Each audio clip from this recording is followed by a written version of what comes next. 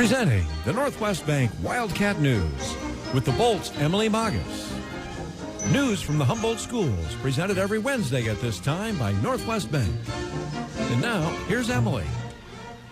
Good Wednesday morning. You're listening to the Northwest Bank Wildcat News on 97.7 The Bolt. My name is Emily, and I am joined by Tamela Johnson and George Bruder this morning. First, we will start off by talking to Tamela Johnson, the Director of Curriculum and Education at Humboldt. And you guys have got a couple of things. You're kind of getting ready for summer, but there's a couple of things that we need to wrap up before then. Yes. PATHS is our parent-teacher group, parents and teachers for Humboldt students, and they provide a lot of opportunities, a wide range of educational experiences for our elementary kids. PATHS, like I said, is a group of parents and teachers. All parents of kids in the elementary school are considered PATHS members, and we always appreciate all their volunteering and help. And we have a few members that are very, very active, and they meet on the second Tuesday of every month up at the Mies boardroom. And their motto is really about giving back to the classroom and carrying on that two-way communication between the parents and the school, and to identify and cultivate that support for the school, as well as serving as an advisory board for the school staff to assist in promoting staff appreciation, and also to assist in promoting school pride. Okay. And last night we had a meeting, and we approved a bunch of educational experiences. We really, part of our mission is really to provide those educational experiences above and beyond what we can do at the school, and help to provide some funds. They do the box tops, where they collect all those little box tops, and we're really putting a push out for that last collection before the end of the school year, and that brings in some dollars from General Mills. We put on some bake sales during conferences, helps to bring in a little bit of money, and then we started toying a little bit with the script program at our school. And so that's one way that the PATHS generates some funds, and we actually spent about $4,000 last night, generated for trips for the kids and educational experiences in our classrooms. First, to start with our EC5, our transitional kindergarten kids. I think it was last week they went up to the high school, and they had this great big P day, like the letter P. Yep. And so they went up to the high school for program practice. And then they traveled up to Algona and went to Premier Pizza to make pizza, and they went to the park to eat it. And then they visited Pet Kingdom, and they went to a greenhouse to pick out some plants for Mother's Day, and then they got to go to their teacher's house for popsicles. Oh, that's exciting. Yeah, it was a great experience for them. Kindergarten is gearing up for their experience. They chose to go bowling, kind of a little bit of a healthy choice, a way to stay active. They are going out to Weapons to plant some some plants to promote the life sciences. And then they're bringing in Silly Sally, and it's this great little entertainer, and dresses up in a clown suit, and her topic for the kids is all about to be a friend and not a bully, and to kind of support our positive behavior and intervention and supports. First grade chose a trip down to Boone. They've studied a little bit about the Boxcar Children, and it's a series of books. Yep, and there's a bunch of kids in there that are orphaned. And so to promote that literacy within the kids and give them a memorable experience, they get to go ride on a train down in Boone, probably going across that Kate Shelley Bridge, I'm sure. Second grade, I had an opportunity to go to Stevens Auditorium in Ames and see a performance, and then it was also arranged for them to kind of tour the campus some, get them excited as second graders getting ready to go off to college. That's super cool. Yeah, it'll be here soon. Third graders, teachers decided to bring in the Science Center of Iowa, and they have an outreach program, and they're going to present 3 different programs to the third graders. One of them's on electricity, one of them's on natural disasters, and the other's about states of matters, combining those chemicals and kind of seeing what happens. Yep, so that's super fun. That'll be fun for them. And fourth grade does a lot with rocks and minerals and that knowledge of property and those earth materials. So they're taking advantage of a nearby scenic opportunity to go over to the West Bend Grotto and see how all those rocks and things are put together in that structure. So should be a good trip for them. Yeah, it sounds like they're all having fun. And now we've talked about ELI, the Early Literacy Intervention Law. What is the next step for this, Tamela? Yeah, just to kind of review a little bit, the law was put in place, about a year ago, a couple years ago, really enacted in legislation, and the Department of Ed is helping us carry out that legislation and requires our school districts to assess all of our K-3 kids, which we've done in the past, and at the beginning of the year, and we have a new assessment called the FAST assessment, and just to kind of determine their reading or their reading readiness on our locally determined assessment, which was FAST, which we chose. And then we provide some intensive reading instruction to the students that are considered substantially deficient. So taking that test fall, winter, spring, couple test periods in a row, they don't quite meet benchmark. So what can we do to provide a little bit of extra reading time and support for them? And of course, working directly with the parents to help kids with that. And then it'll be about that progression in reading, and as long as they're proficient by the end of third grade, then they'll be advanced on to fourth grade. If not, we might give them a little extra time to catch up and get some of those reading skills they need, and that will occur in 2017. So our current first graders will be the first class what will be actually impacted by that retention law. So we're working really hard at Humboldt. We put together some work groups to make sure that we can put everything together that we need to. We have one group that are working already for next year, thinking about 16 preparations, and it'll be here before you know it. But they're setting up like testing times and who's going to administer those tests, who's going to look at that data and pull that data together for the teachers and the students, and how are we going to get the interventions together, what kind of specific protocols are we going to follow to make sure that our interventions are implemented with fidelity. And so they're working very, very hard at that. We have another group that are working on providing parents with resources and strategies. Part of their mission is to promote literacy resources for parents, and we're utilizing the elementary literacy webpage, which there's a link for that on our Humboldt school webpage at humboldt.k12.ia.us. And we're getting ready to send out our first of our bi-monthly emails to parents that'll have strategies and resources in there to help better their skills as parents, to help work with their children to get them ready to read. So they're really excited about their work. And another great initiative that we have going is a caregiver outreach. So through our Humboldt County Community Foundation, we wrote a grant to get some funds, and then we're also working with Building Families, and then we put those funds together from both of those organizations, and we're creating literacy kits, and Building Families will start this summer delivering those literacy kits to our child care centers. And so a couple times a month they'll bring a new kit in that based on a theme. I think we've got like bugs and insects, which are great for summertime, and ponds and turtles, and bringing in some of those basic ABCs, 1, 2, 3s, and making sure that providing some good quality literature for those child care centers. After all, that's where they spend a lot of their time and their day. And so I've visited with child care providers. I think we have 11 of them that have committed to participating and doing the activities within the kits. And they're really, really excited about having some materials dropped at their doorstep to help work with their kids. And we've got one more group, and they're the summer school planning group, and Mr. Bruder is heading up that group, and I think he's going to talk about that after break. All right, we will be back here on the Northwest Bank Wildcat News on 97.7 The Bolt in just a minute.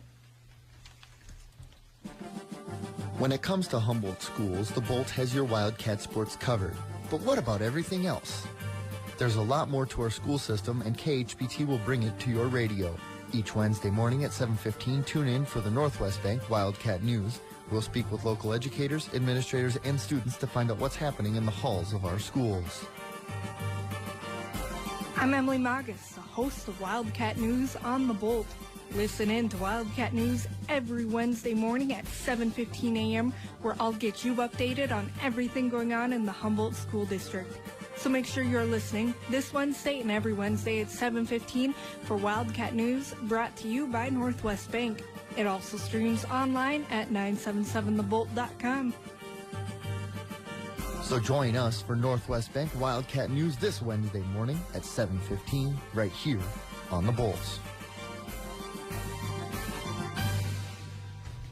You're listening to Northwest Bank Wildcat News on 97.7 The Bolt, and I'm joined now by George Bruder, the elementary school principal, and we are going to be talking about summer school. It's about that time to start getting kids ready for summer school. What sort of things would you like to mention about summer school, Mr. Bruder? Good morning, Emily. Yes, as you heard from Tamela before break, we have a lot of awesome programs going on throughout the school year and at the Humboldt Community School District. And, just a shout out again to our PAS organization, our parents. And if I start listing names, I'll forget someone, but they have been wonderful. And a shout out, a thank you to our teachers and our school personnel and students. It's been a wonderful school year. And our teachers are so dedicated and work so hard. And I never get seem enough saying thank you to them for the job they do. So on the radio today, thank you, teachers, for all you do throughout the school year. Yes, the summer program we have coming up, or the breakfast and lunch program, is new, and we are excited about this. And it's we hear the word free, and that's pretty awesome. It's breakfast or lunch or both for children. And you notice I didn't say students, because the age for this breakfast or lunch is 1 to 18, and it will be available for 7 weeks throughout the school year, throughout the summer, and June 3rd through the 26th, and again July 29th through August 14th, and it's Monday through Friday, of course, is what's set up for us. And this will be at the middle school cafeteria for all children ages 1 to 18. Now, you're thinking a 1-year-old or a 2-year-old probably not walking into the middle school on their own. Yes. So adults are very much welcome to join them. And there is a cost for the breakfast and the lunch for parents, for adults, but not for the children. So adult breakfast $2 and $3.25 for the lunch. And we do have hours. It's 7:30 to 9 o'clock in the morning on those dates I gave. And then lunch would be 11 a.m. to 12:45 p.m. And again, this is all at the middle school, where this will be. And some of our listeners are probably wondering how did this come about, and it's a partnership between the Humboldt Community School District and the United States Department of Agriculture and Entitlement Program is what it is. And it's again, as I said, a free breakfast or lunch or both for our children ages 1 through 18. And I know I gave some times, I gave some dates, that kind of thing, but our listeners are always welcome to contact either one of the elementary school offices, and Michelle or myself will help with those details. I believe that KHBT will run a few things over the air too, coming up here in the next few weeks, as well as our local newspaper with this information. And a bonus, we'll be providing transportation from our elementary school sites, so it'll be a shuttle from Meese Elementary and Taft Elementary to the middle school. So it'll be kind of a roundabout loop is what it will be. And I think we're planning on 15-minute intervals, something like that. Okay. So yeah, we want to get as many of our children to the lunch and to the breakfast this summer, and we're excited to see what kind of numbers we're going to have. So. All right, so we just talked about the summer breakfast and lunch program, but what about summer school? Right, and that's, you heard Tamela talk about ELI, and we use a lot of acronyms in education and our early literacy, and you heard about the FAST testing and things about that. But another component of the ELI law is to provide summer school, and it's not mandatory this summer, but highly encouraged for the students that we invite, and our parents will be getting that letter here very soon. Some have already, and it's, as one parent said to me a couple days ago, is this just to help our children to have that head, to get ahead, to have that advantage? And that's one way of looking at it. And we're all about promoting good reading, good literature. There's not a 5, 6, 7-year-old I don't talk to weekly that doesn't want to read. They want to read. They're excited about reading. They're excited about books. And so we are offering summer school for 6 weeks. This June, starting June 3rd, and then that'll be our first session, and we'll meet in the morning, and again we'll be at the middle school, so you can see how that may tie into the breakfast and the lunch for the children that want to come and have their breakfast and then go to their classrooms, or stay till lunchtime, approximately lunchtime, and then have lunch afterwards and that kind of thing. And as you heard us say, we have transportation provided for that from the elementary attendance center. So it's all kind of flowing together. I didn't want to confuse our listeners out there that lunch and breakfast are only for those taking summer school. It's for all ages. But if a student is signed up for some summer school, why not have breakfast and lunch and that kind of thing? Yep. Yeah, and then of course our second session, then we'll take some time off, and then we'll have another session July 29th through August 14th. And at both of these sessions, we'll have licensed teachers in the classrooms with our students. We're going to keep our numbers very low. Our plan is 4 to 6 in a classroom at a time, maybe 7 if we stretch it a little bit, but that's a really small number, and we like that. Yep. And it is all literacy based. There may be a little math worked in, but the main focus will be reading. Okay. There, given a lot of information. And so what we've offered to do is on the evening of May 26th, coming up here pretty fast, we'll be at Taft Elementary and provide more information in person about everything that I covered today. And parents are wondering about, because it's a lot to take in.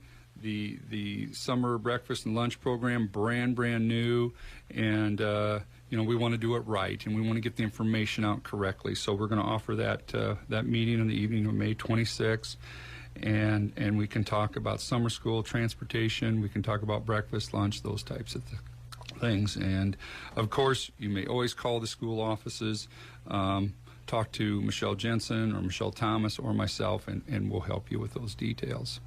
All right, so we've talked about summer school. Do you want to roll back into the early literacy law once again and just mention something with that? So, well, and how that all ties in is, you heard Tamela talk about the outreach and what the subcommittees are doing with the early literacy, and part of that is the summer school component of it. And in the summer of 2017, it will be mandatory. It is law that all students that are still in that substantially deficient area will be required to take summer school. There's no choice about that. Okay. And what we're doing is, we believe, a proactive approach. We're starting a couple summers ahead of the game, because there's that thing about mandatory versus choice. Yep. And we're nature. Our nature is we like things to be choice and not mandatory. So that gets kind of scary when you start hearing those kinds of words. And then there's the word retention that goes along with that. So that really gets our attention, us, the educators, and it also gets our parents' attention too. So we like the proactive approach. We feel good about that. Our conversations with parents have been excellent, and they're very supportive. Because about 1.5 years, 2 years ago, when we first start rolling this out, this law, there wasn't a whole lot of paying attention to it. But now we're paying more and more attention to it, and getting the word out, what it's all about. And that's awesome. When you have supportive parents, that really makes a huge difference in the lives of the students and of you guys. Absolutely, Emily, that is true. Anything else that you would like to mention? Well, and I know we've taken a lot of time on the air today, but we've had something going on this whole entire school year called our business partners, and they have been wonderful. And the way it works is a business partner adopts a classroom, and it's two-way. The classroom kind of adopts the partner too, and the business partners get an opportunity to come to the school throughout the school year to the classrooms, but our students and our teachers also get to go to the business and learn about what they're all about. So I have a long list here. I'm going to skip saying names, but I'll at least recognize the businesses.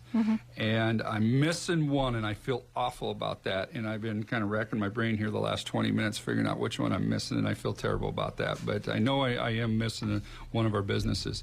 I'll just run through the list quickly. Coleman Farms, ISU Extension, Wempens Nursery Landscaping, KHBT and Emily, Pasquale's, Floral Creations, Melinda's School of Dance, the United States Post Office, North Park Family Dentistry, Chantarella's, Public Health with Michelle Feaster, Humboldt Vet Clinic, West River Rec Center, the Humboldt County Memorial Hospital, Computer Works, High Capacity, Midland Power, Corn Belt Power, Humboldt Insurance, Bank Iowa, Hy-Vee, Northwest Bank, and Insight Creatives with Brittany Carroll.